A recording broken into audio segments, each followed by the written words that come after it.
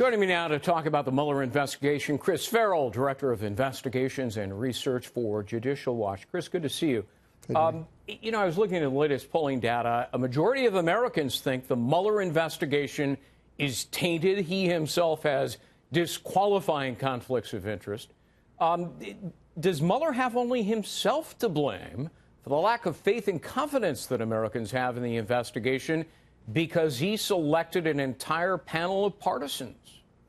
You are exactly correct. And he also is completely unable to articulate what the criminal predicate is for his investigation. No one can tell you what crime's been committed. And instead, they're investigating people looking for a crime, which frankly is Stalinist. That's not the way we operate in this country. Show me the man, I'll show you the crime. Or Exactly. I'll find you the crime. Yep. Is it increasingly clear to you that there may have been those within the FBI and the Department of Justice who, for political reasons, decided that they were going to go about clearing Hillary Clinton, notwithstanding evidence of criminality, and simultaneously, as a backup plan, let's frame Donald Trump with a meritless investigation in order to bring him down? It is. I mean, it's not even an open question anymore because we have a variety of characters either under oath or in the form of various electronic communications saying exactly that.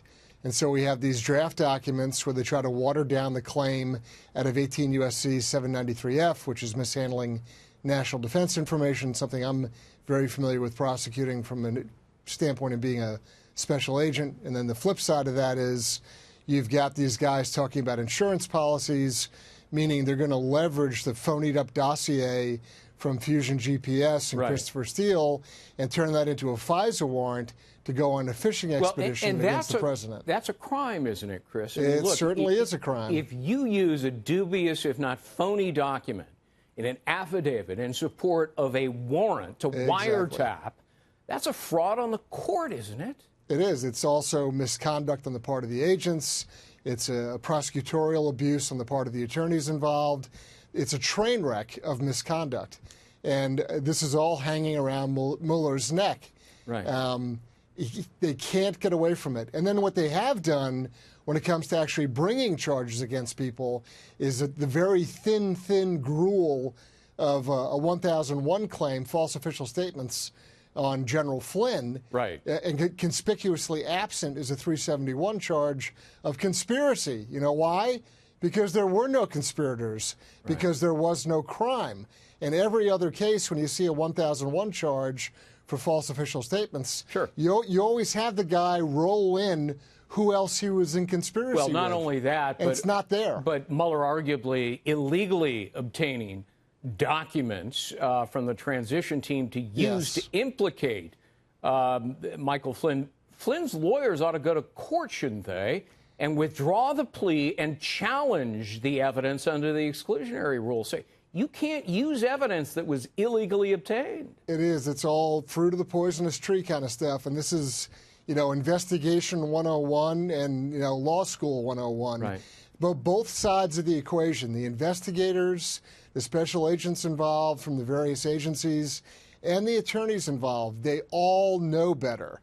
And this is a very dishonest, disingenuous game that they're playing because they've got to come back with a scalp. So it looks like Jeff Sessions is now ordering the DOJ to start investigating whether Hillary Clinton engaged in pay-to-play. It's fraud and corruption, bribery in the Uranium One deal. Simultaneously, should they reopen the email case because there appears to be an abundance of evidence, and the statute of limitations hadn't run, that she mishandled classified documents, 110 classified documents on her unauthorized, unsecured private email server? The answer is yes. Of course, they have to investigate both issues. Thankfully, the American public knows about the email server because of the work of Judicial Watch. Right. But what I want to know is, I would love to see the rights warning interview of Mueller, Comey, Weissman, Rosenstein.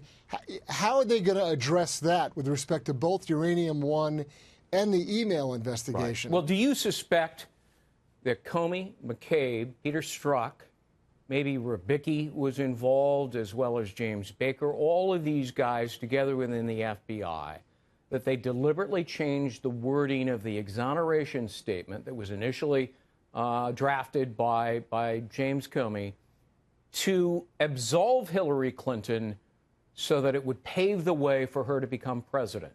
On the 2nd of July, 2016, that Saturday, my first question was, hey, that interview of Hillary Clinton, was it a rights warning event? That's all you had to know. And the answer back was no, it was not a rights warning event.